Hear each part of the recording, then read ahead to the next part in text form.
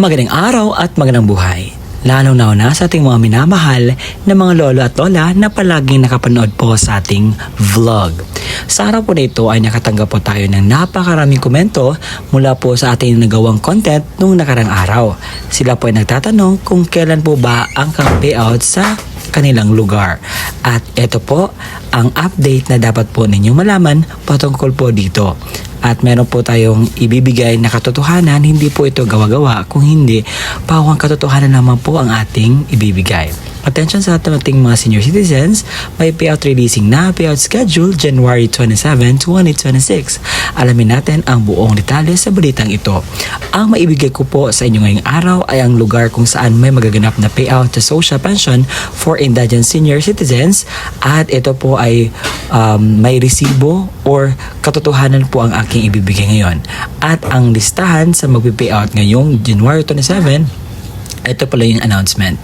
Distribution of social pension for indigent senior citizens mula sa OSCA Quezon City Government. Schedule of payout Barangay Talipapa, Quezon City, January 27, 2026. That is Tuesday, alas 8 ng umaga. At pupunta po kayo sa Silvinia Covered Court, Bangus Street, Barangay Talipapa.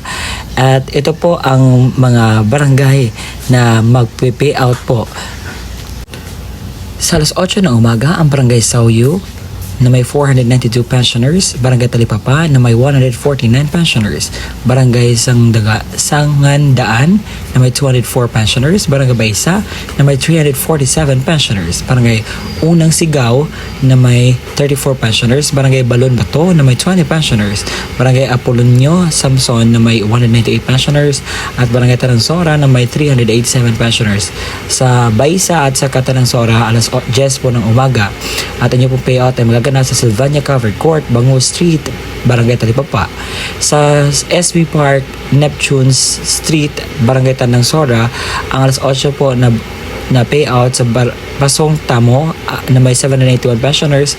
Sa alas 11 ng umaga, ang Barangay Kulyat na may 580 pensioners at Barangay New Era na may 9 pensioners. At heto po ang mga pangalan na kasali po sa ating payout. Ito po mga pangalan sa mga kasali po sa magpi-payout ngayong January 27, 2026. Kayo na po bahala ang mag-pause.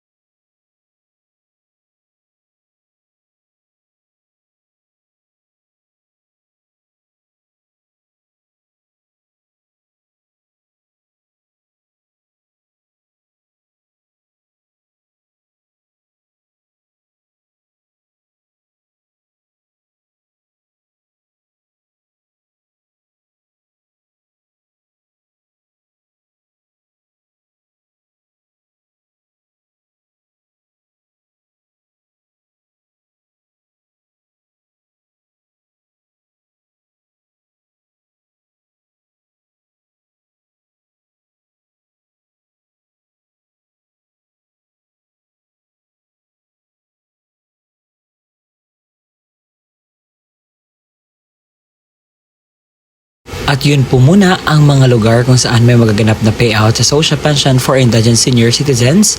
At naipakita ko naman po ang katotohanan at ang resibo at ang mga pangalan po nakasali dito. Kaya naman, ang dapat nyo pong gawin is pumunta kayo at alamin po ang mga requirements na aking ibibigay maya-maya lamang. At sa panahon po ito, sa mga nagtatanong po, Sir, bakit wala po ang aming lugar? Bakit hindi po namin alam ang update? Bakit hindi po nakita sa inyong vlog? So, ang dapat nyo pong gawin ay pumunta po kayo sa pinakamalapit na barangay sa inyo at tanongin po sa inyong update sa social pension for indigent senior citizens na sa ganun po ay malaman ninyo kung ano ba ang ganap dito. At sa puntong ito, ibibigay ko na ang kompleto requirements na dapat mong i-ready sa payout.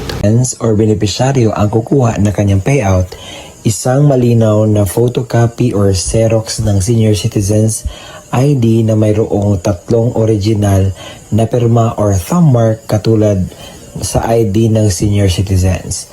Paalala, panatilihing presentable ang mga dokumento, ilagay sa plastic envelope nang iwasang magusot. Huwag bilutin ang mga papel at siguraduhin pareho ang pirma o thumb mark base sa senior citizens. Kung authorized representative ng senior citizens or beneficiary ang kukuha ng pensyon, isang malinaw na photocopy ng ID ng senior citizens at lagyan na 3 original na pirma o thumb mark katulad ng nasa ID ng senior citizens. Authorization letter na nagmumula sa MSWDO, CSWDO at OSCA na mayroong original na pirma na MSWDO, OSCA, senior citizens at authorized representative. Isang malinaw na photocopy ng government-issued ID gaya ng SSS, updated PhilHealth ID, barangay ID, UMID, voters ID, updated voter certification, updated police clearance ng authorized representative at lagyan na 3 original na pirma o thumb mark katulad ng ipapakitang ID.